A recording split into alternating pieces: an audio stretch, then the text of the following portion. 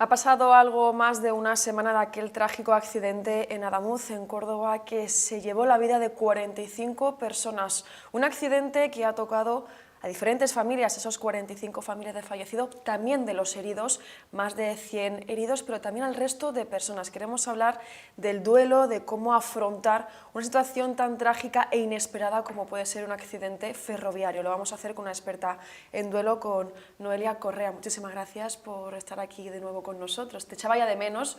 Una lástima tenerte para hablar de esto que ha ocurrido. Pues sí, igualmente os echaba de menos y es una lástima, pero bueno, es un momento para aprovechar y reflexionar un poco que esto nos puede pasar también a cualquiera de nosotros, ¿no? Nosotros no íbamos en ese tren, pero podíamos haber estado perfectamente. Entonces, bueno, sí, esto es algo que dicen muchas personas, porque claro, es la línea ferroviaria que une Málaga con el norte de España, bueno, con toda la península. Es una vía por la que alguna vez en la vida seguramente hayamos pasado y es inevitable pensar que podríamos haber sido nosotros. Exacto, exacto. Entonces, bueno, yo creo que hay que aprovechar estos momentos para dar las gracias, para agradecer y para reflexionar que quizás algún día seamos nosotros los que estamos ahí. El duelo es diferente en cualquier persona y en cualquier situación, una misma vivencia, diferentes personas lo viven de forma totalmente diferente. Pero sí es verdad que un accidente de este tipo, con tantas personas fallecidas de forma tan inesperada, es un golpe difícil de sobrellevar, entiendo. Sí, a ver, el duelo es diferente y a la vez es igual, ¿no? O sea, lo que decimos es que el duelo es un proceso natural, es algo que nos ha dado la naturaleza para que procesemos las pérdidas que vamos sufriendo a lo largo de la vida. Es un proceso circular porque estamos todo el día haciendo duelos de una forma más consciente o de una forma más inconsciente.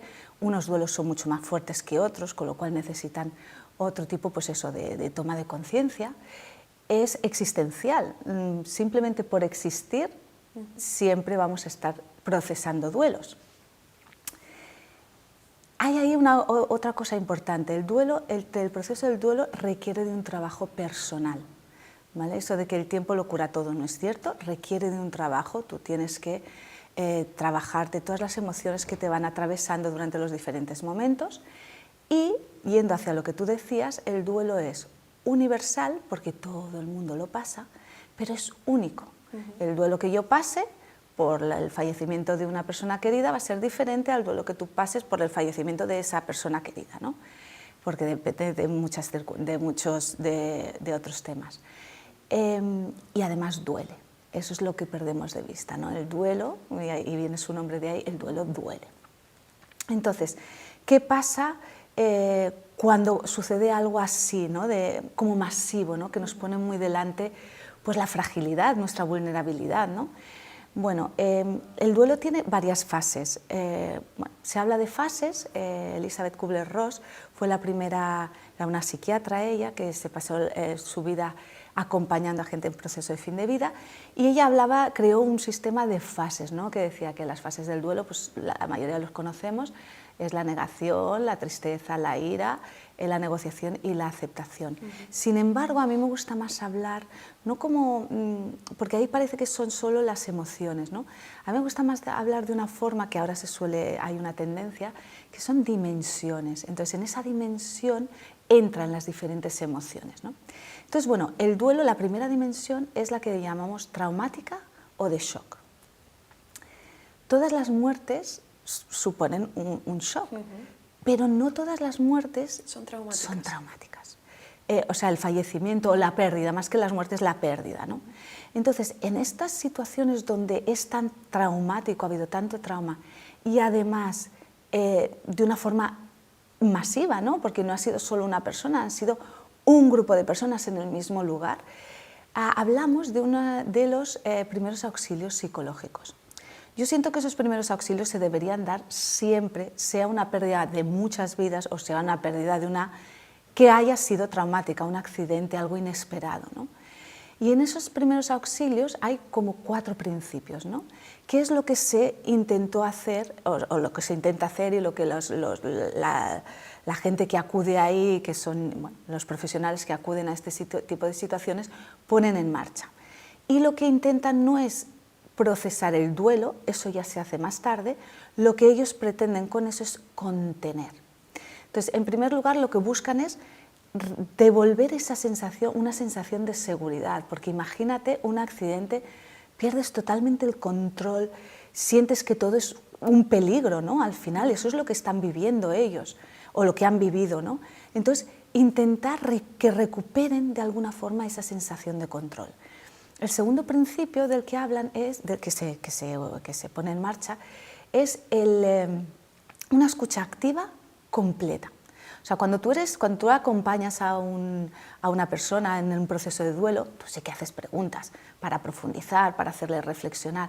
Aquí, nada, solo escuchar lo que quieran decir, porque existe un riesgo de retraumatizar. Si a esas personas tú les haces hablar en ese momento de todo lo que ha pasado, pueden retraumatizarlos, ¿vale?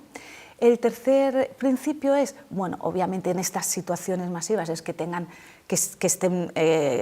comida, que tengan agua y que tengan abrigo y un poco de acompañamiento, ¿no? Que se sientan pues, que haya gente que les acompañe en recuperar esa sensación de seguridad y de control. Y la última es darles la posibilidad siempre de que contacten con sus seres queridos. O sea, ahí tiene que haber una persona siempre, dime tu teléfono, vamos a llamar. Entonces, eso yo creo que en estas situaciones más, pero en cualquier muerte traumática creo que hay que hacerlo, ¿no? Y eso puede ayudar a que el duelo sea más suave, porque cuando la muerte es traumática, el duelo va a ser traumático. Entonces, una vez esta sería como la primera fase y que en estos tipos de situaciones traumáticas se añade esta cosa, estos primeros auxilios psicológicos. La segunda fase es la de protección o negación, ¿no? Entonces, como yo digo, todas estas personas al principio lo primero que hacen es la mente, dice, esto no puede ser. Yo siempre digo que negar no es bueno, depende de cuándo. En estos primeros momentos, como eres incapaz de asumir algo muy fuerte y que a ti te provoca tanto dolor... Tu propio cuerpo te protege. Exacto. Tu pensando mente. que es un sueño, que es una pesadilla, que esto no está ocurriendo. Exacto. Entonces, la negación es la protección que nuestra mente pone porque en estos momentos somos incapaces de aceptarla, ¿no? Y durante esta etapa hay mucha ira, ¿vale? Entonces, esta ira forma parte de esa protección, ¿no? O sea, cuando tú estás enfadado estás empujando todo a tu alrededor, no quieres, ¿no? Todo es como hacia afuera, ¿no? Entonces ahí ponemos varias corazas, ¿no? Ponemos una coraza intelectual, que es la negación pura y dura, una coraza emocional, que es real, que es la ira, es un momento de estar muy enfadado, y ponemos también una coraza somática. En esos momentos somatizamos mucho, tenemos muchos dolores de cabeza, muchos dolores de tripa de algo que no estamos, de eso que no estamos digiriendo y no estamos aceptando. Entonces, bueno, esa sería la segunda fase, ¿no? Que ya, como digo, al principio a todas estas personas hay que contenerlas, pero yo soy partidaria de que todo el mundo haga en algún momento esa terapia, ¿no? Esa ITV, pero en estos casos, estas personas que han vivido sucesos tan es fundamental. Entonces, esas son las dos primeras fases. La tercera fase es la fase le llaman relacional y de integración, ¿no? Entonces, ahí ya la persona que está haciendo el trabajo, recordemos que el duelo requiere de un trabajo personal, la persona que está haciendo ese trabajo va a conseguir aceptar, ya no solo intelectualmente, que es lo que se consigue al final de la segunda fase, sino emocionalmente. Ella ya comprende, siente que ya no va a poder hablar con esa persona como lo hacía hasta ahora, ¿vale? En esta fase la emoción más obvia es la tristeza. Y está bien porque hablamos de la fase relacional, tienen que empezar a relacionarse con su entorno de otra forma. Entonces, la tristeza es una emoción muy potente porque tiene muchas funciones, ¿no? Aparte de la introspección, es como la llamada de auxilio. Y cuando estamos tristes solemos llorar. Y las lágrimas tienen un poder brutal, porque en primer lugar a nivel fisiológico eliminamos cortisol y adrenalina, con lo cual nos ayuda a relajarnos, ¿no? En segundo lugar es como una llamada a la sociedad, ¿no? Es como, por favor, estoy triste, ayudadme, acogedme, abrazadme, contenedme, ¿no? Y el tema, y también es, emocionalmente, pues es eso, ¿no? Esa introspección que nos mete para adentro, para descansar, porque todo es agotador, o sea, toda esta montaña rusa emocional nos deja agotados, entonces está bien recogerse y descansar. Entonces, ¿no? un consejo es que nos retengamos, si queremos llorar, que lloremos, que no intentemos evitarlo o ¿no? quedarnos con esas lágrimas. O reprimir, reprimir exacto. es la palabra, Exacto. efectivamente. Yo digo que yo siento que nadie tendría que reprimir las emociones reprimidas nos enferman, pero en estas situaciones menos todavía. Entonces, las personas que vayan a acompañar a estos dolientes, que tengan presente eso, que si lloran, pues que lloren, que simplemente les den un abrazo, pero que no intenten cortar. O si están enfadados, que no se lo tomen personal. Están enfadados, claro que sí, con lo que les ha pasado, pero no es culpa mía y yo lo sé. Yo simplemente intento acompañar, ¿no? Pero también esto es importante porque, como bien has dicho, activaron desde las diferentes administraciones equipos de emergencia, de psicología, para acompañar a estas personas. Pero también es importante que los que rodeamos a esas personas, amigos o familiares que a lo mejor no lo sufrimos, pero no lo sufrimos en primera persona, porque a lo mejor no es nuestro hijo, es a lo mejor el amigo o el hijo de tal, estar ahí, ¿no? Y seguir estos consejos para intentar hacer más llevadero o más amable ese proceso tan traumático. Exacto, exactamente, eso sería lo ideal, tomar un poco de conciencia y decir, aquí estoy, ¿no? Para lo que sea, para que me grite, aunque no tenga la culpa, para que llore sobre mi hombro, para reír en momentos, porque habrá momentos también de risa, ¿no? Así que sí. Y luego ya la última fase, si hacemos ese proceso, la última dimensión, la última fase de la que hablamos es la de crecimiento, ¿no? Y transformación. En teoría, el proceso del duelo nos ayuda a mejorar como personas. ¿En qué ámbitos o en qué sentidos? Pues nos hacen personas mucho más empáticas. Cuando nosotros hemos pasado por algo tan duro y vemos a gente que pasa por cosas parecidas, acompañamos de otra forma, ¿no? Luego también nos descubren nuestras propias fortalezas. ¿Cuántas veces cuando hemos perdido a alguien decimos, voy a ser incapaz de seguir viviendo, es que mi vida se ha acabado aquí? Y si haces el proceso del duelo y haces tu trabajo, sales más fuerte y dices, ostras, pues sí, he salido y voy a seguir viviendo por mí y por esa otra persona, ¿no? Y luego, bueno, a mí me parece también muy interesante que nos empezamos a hacer preguntas muy trascendentales, ¿no? O sea, esto es la vida, algún día vamos a morir, pues oye, ¿qué hay más allá? Si hay algo más allá, ¿cuáles son mis creencias? ¿Cómo me gustaría vivir lo que me queda, ¿no? Entonces, bueno, es una maravilla de herramienta y pérdidas las vamos a sufrir todos, o sea que es bonito, es interesante intentar hacerlo como mejor uno pueda, ¿no? Y como mejor, dadas las circunstancias, según la pérdida y todo eso, pero poner esa intención, al menos, de conseguirlo, ¿no? De conseguir esa transformación. ¿Qué consejos o qué herramientas les podrías dar, después de haber conocido las diferentes fases de un duelo traumático, a las personas que estén viviendo esta situación? Por ejemplo, siempre vemos a gente que dice, pues le escribo por WhatsApp como le escribía antes. ¿Eso es bueno? Yo siento que todo es bueno, o sea, que nada es bueno ni es malo. Lo que a mí me sirve, a lo mejor a ti no te sirve. Entonces, hay personas que durante los primeros meses o años mantienen el teléfono móvil, escuchan sus mensajes. Si eso les hace bien, les trae cierto consuelo, adelante. A lo mejor hay otras que dicen, no, yo borro todo, no necesito eso porque me provoca más dolor que conexión. Son formas al final que tenemos todos de conectar, ¿no?, con esa otra persona. Entonces, si vamos haciendo el duelo y vamos siendo conscientes de que va a haber una evolución, todo lo que vayamos haciendo está bien. Si a mí me sirve, si a mí me va bien, está bien escribir, está bien enviar audios aunque no te los vayan a contestar, está bien escuchar buzones de voz, está bien escribir cartas, ¿por qué no?